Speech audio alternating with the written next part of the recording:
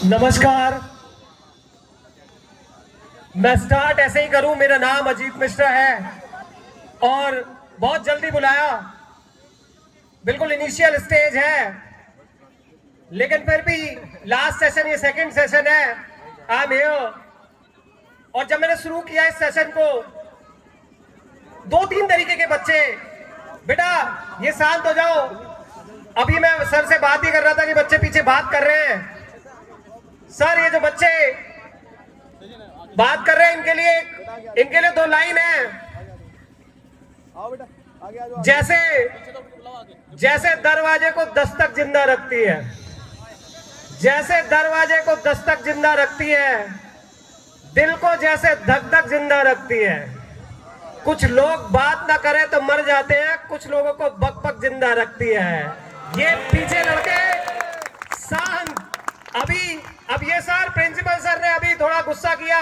Sir ये जो थोड़ा वर्ड आया इसमें, दिल को धक धक जिंदा रखती है, ये आएगा इसमें, ये वाली लाइनें आएंगी।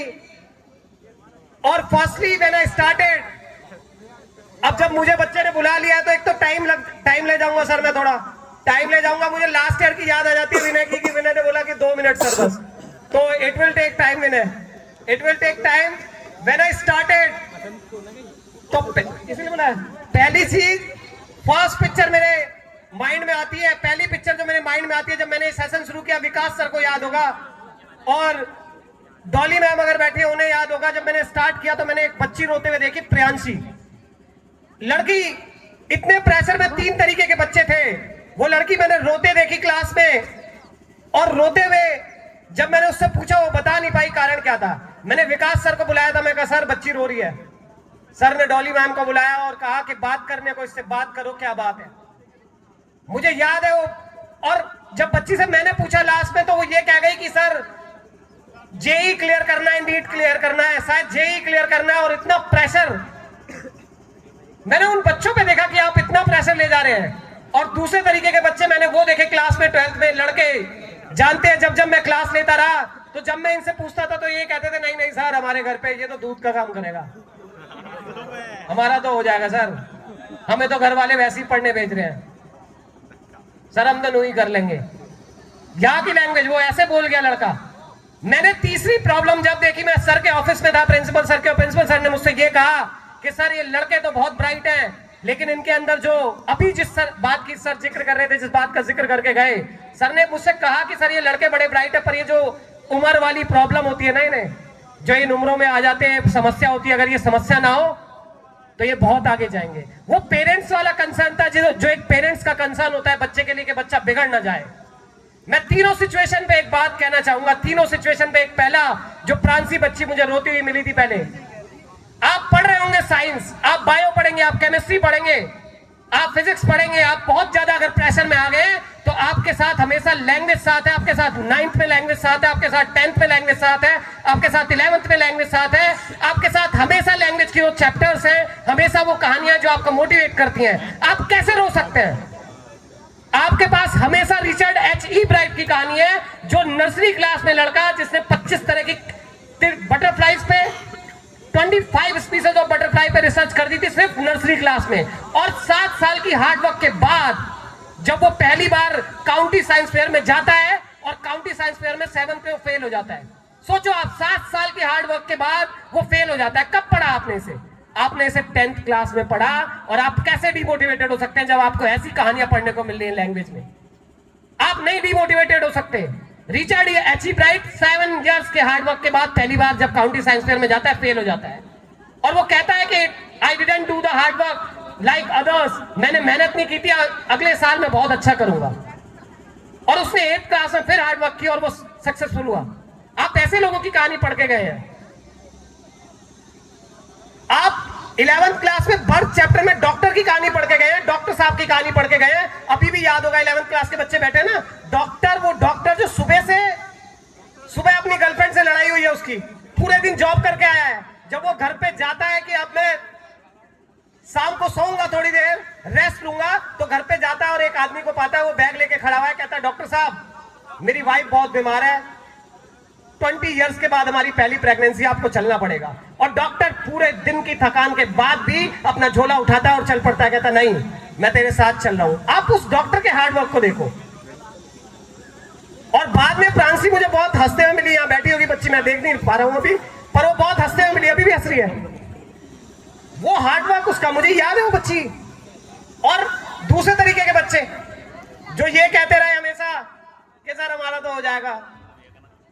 ये सारे लड़के, जितने भी लड़के बैठे और मुझे देख के हंस रहे हैं, मुझे पता है ये कहते रहे कि सर हम तो हो जाएगा, हमारा तो दूध का काम है, हम तो दूध की डेयरी, सर दूध की डेयरी चला गए, तो हम तो वैसी घर वाले वैसी पढ़ा रहे हैं। जो बच्चे ये कहते रहे, मैं उनके लिए कहूं, आप जिस भी बैकग्राउंड से आते हैं, आप बहुत अच्छे बैकग्राउंड से आते हैं। मुझे याद है मैं 90s में मैं क्रिकेट का शौकीन था, मैं बहुत क्रिकेट देखा, और जहां पे टीचर्स बैठे होंगे जो क्रिकेट के शौकीन रहे होंगे, मैंने 90s में क्रिकेट देखा। मुझे याद है 90s में, आप जानते हैं इंडिया के फेमस कैप्टन सौरव गांगुली रहे 2003 में वर्ल्ड कप में। He was the best cricketer when Sachin was playing, Sachin जब खेल रहे थे। और सौरव गांगुली को मैंने देखा, अगर यहां जो क्रिकेट देखते रहे हैं उन्हें याद होगा 2007 में इंडिया के जो कोच थे ग्रेग चैपल, जो बाहर से आए, कुछ विवाद हुआ और सौरव गांगुली को टीम से बाहर जाना पड़ा। किस स्टेज पे जाना पड़ा? सब कुछ पा लिया था, कैप्टन भी थे, सब कुछ अचीव भी कर चुके थे, उसके बाद टीम से बाहर जाना पड़ा। जब वो टीम से बाहर गए, पैसा भी था, नाम भी था, फेम नेम सब कुछ था सौरव गांगुली के पास, बैठते बीसीसीआई के अध्यक्ष बनते, सब कुछ मिल गया था। लेकिन क्या किया उन्होंने फिर से दिल्ली की रणजी खेलना शुरू किया। एक ऐसा क्रिकेटर जो इतना बड़ा क्रिकेटर है, दिल्ली के रणजी के लड़कों के साथ खेलना शुरू किया उसने, कि मुझे दोबारा टीम में आना है। दोबारा टीम में आने के लिए बैकग्राउंड तो बहुत अच्छा था, उनके पास गाड़ी थी, बंगला था, सब कुछ था, कलकत्ता का सब कुछ। चंडी प्रेस जो कोलकाता का सबसे फेमस अखबार है, उनके घर का है। वो क्यों हार्डवर्क कर रहे थे? आपको नाम के लिए हार्डवर्क करना पड़ता है, आपको फेम के लिए हार्डवर्क करना पड़ता है। उस नेम के लिए हार्डवर्क किया उन्होंने, और वो फिर से इंडियन टीम में सिलेक्ट हुए। 239 रन बनाए उन्होंने पहली बार जब वो वापस आए। सर एक बहुत छोटी सी कहानी, फिर मैं सर वाली बात पे आऊंगा कि जब मैं सर से ऑफिस में मिला था, सर ने कहा था लड़के बहुत अच्छे हैं लेकिन कुछ गड़बड़ियां कर देते हैं, इसलिए प्रॉब्लम में रहते हैं। मैं अपनी एक बात बताना चाहता हूं। व्हेन आई स्टार्टेड, सर मैंने शुरू किया 2012 में। 2012 में मैं जॉब छोड़ के आया था पढ़ाने। मेरी जॉब, मैं रिकवरी में जॉब किया करता था, और मैंने नौकरी छोड़ी अपनी, और मैं बस इंग्लिश का एक सेंटर मैंने शुरू किया, कोचिंग सेंटर नया नया। घर से ठीक था, घर से कोई समस्या नहीं थी ऐसी कि घर पे कोई प्रॉब्लम रहती, कि घर पे ये समस्या थी कि खाना नहीं मिलेगा अगर नौकरी नहीं करेंगे। खाना मिलता। लेकिन जब मैंने शुरू किया अपना सेंटर पर्सनल, तो एक छोटा सा कमरा ले लिया, वैसे छोटा सा कमरा था, और उसमें 4-5 स्टूडेंट आते थे, 6-7 शुरू में। और जब आपकी भगवान को परीक्षा लेनी होती है तो शुरू में ऐसे ही करता है, 7 बच्चे आते थे। एक दिन और मैं नया था, बहुत अच्छी इंग्लिश नहीं आती थी, मेरी इंग्लिश बहुत अच्छी नहीं थी। I was not very good speaker at that point of time. अब तो कोई कहता है ना सर आप कमेंट्री करो, मुझे बहुत अच्छा लगा, बहुत अच्छा लगता है जब सर कहते हैं कि सर आप बोलो। मुझे बहुत अच्छा लगा जब आशीष सर ने मुझे फंक्शन से कॉल कर दिया और कहा कि सर आप नहीं हो, मिस कर रहा हूं मैं आपकी स्पीकिंग को। लेकिन मुझे वो दौर याद आता है जब मैंने 7 बच्चों को बैठ के पढ़ा रहा था। मैं अपने सेंटर पे, छोटा सा कमरा था, एक होंडा सिटी गाड़ी आई और वो रुकी, और वो भाई साहब 6 फीट का एक कोट सूट वूट पहने आदमी, और उसने बाल उसके स्टाइलिश थे, और मेरी आपको पता ही है अब ऐसा हूं तब कैसा हूँ। शुरू किया था मैंने 2012। तो वो आया और उसने पर्दा खोल के मेरे से पता क्या कहा? उसने मेरे से वो इंग्लिश में बोला, are you the English teacher here?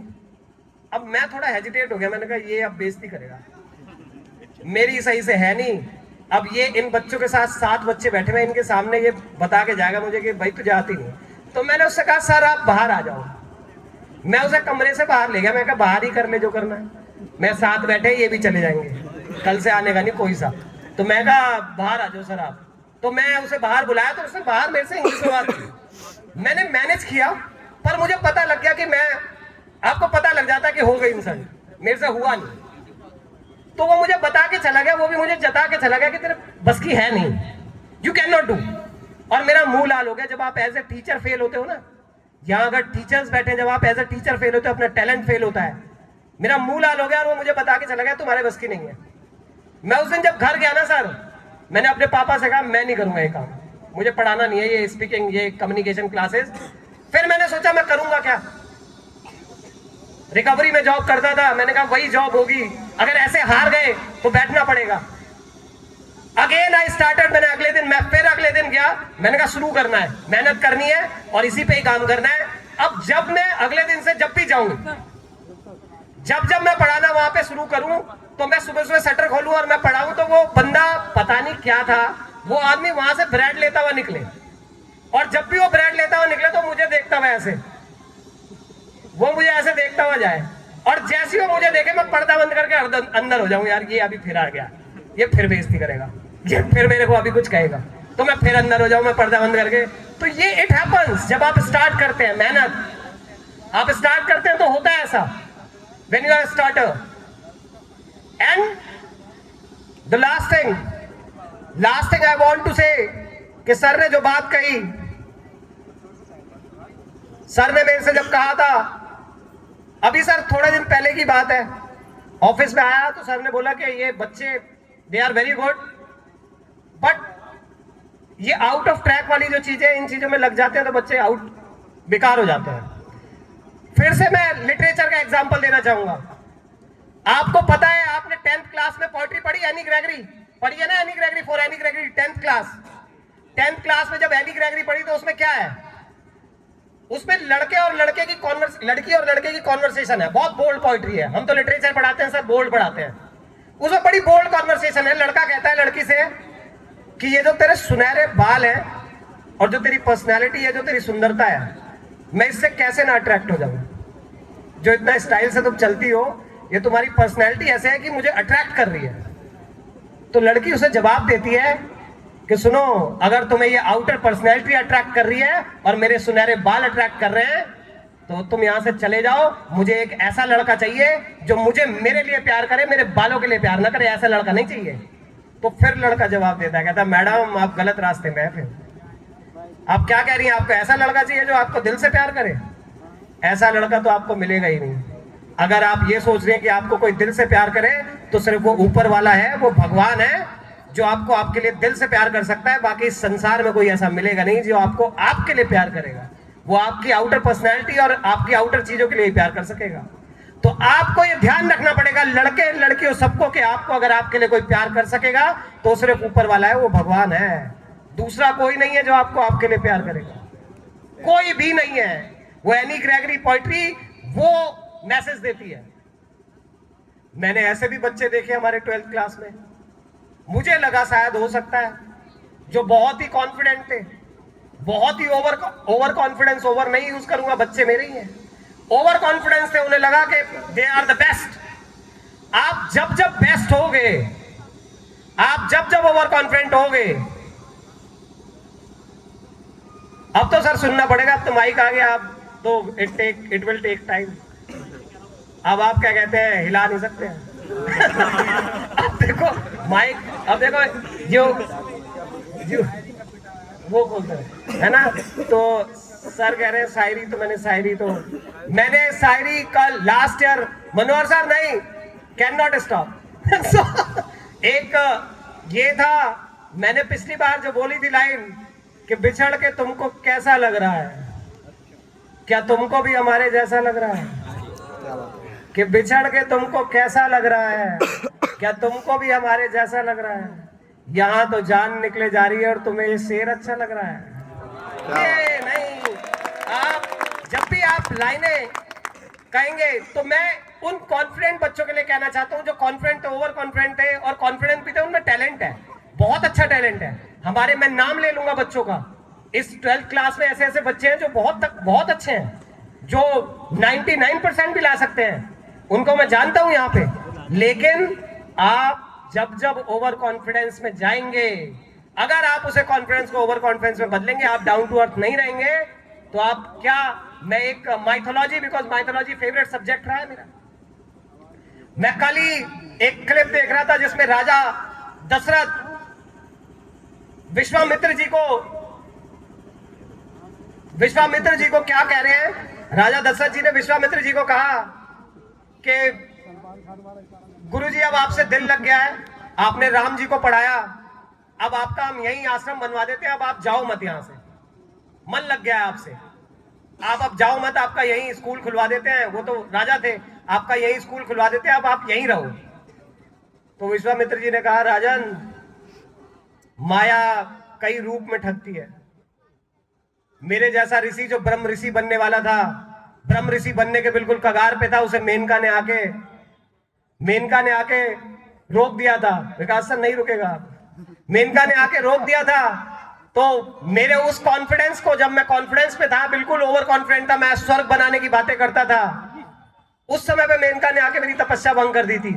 और वही मोह मुझे आज फिर से आपसे बात करते हुए हो रहा है। ऐसा ना हो कि मेरा दिल लग जाए यहाँ पे, इससे पहले मेरा दिल लगे, मुझे जाने दो। हे राजन, मुझे जाने दो। अब यहाँ क्या कहते हैं मेरा सर, अब विकास सर ताली कितनी बजा लो अभी तो। एक लास्ट देखो, अब एक लास्ट मेरे पास एक पोइट्री। अब मुझे पहली बार लगा यार, you guys are getting bore हो रहे हो? हाँ भाई, बोर हो रहे हो? यस बोलो सर, केवल विनय बोल रहा है। देखो विनय तो पिछले 2 साल से ही मेरे से कह रहा है, वहीं ऑफिस ही में कहते भाई सर 2 ही मिनट बोलना यार गुरुजी, 2 ही मिनट।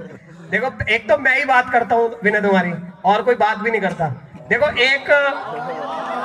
एक पोइट्री है मेरे पास, मैं लाया उन लड़कों के लिए। अब एक तो बोलते बोलते मैं थोड़ा बाद में बताऊं, विकास सर है ना मैडम, बाद में रुक के लास्ट में, in the last I will tell one poetry. एक पोइट्री के साथ खत्म करूंगा, बहुत अच्छी पोइट्री है उसके साथ, बट इसे कार्यक्रम को थोड़ा आगे बढ़ाए। I think you guys want a break.